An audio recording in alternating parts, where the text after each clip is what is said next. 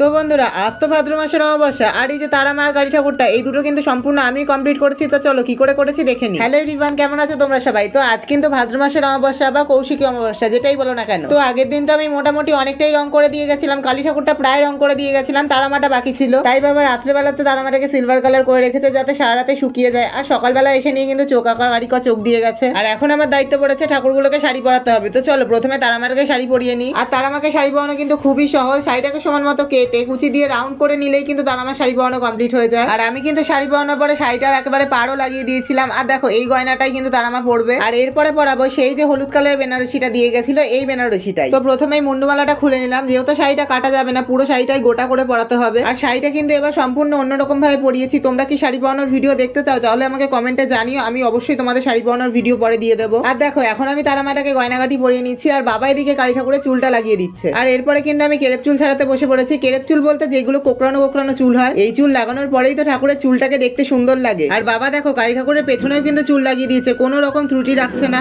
তো আজকের মতো এতটাই, দেখা হচ্ছে কাল।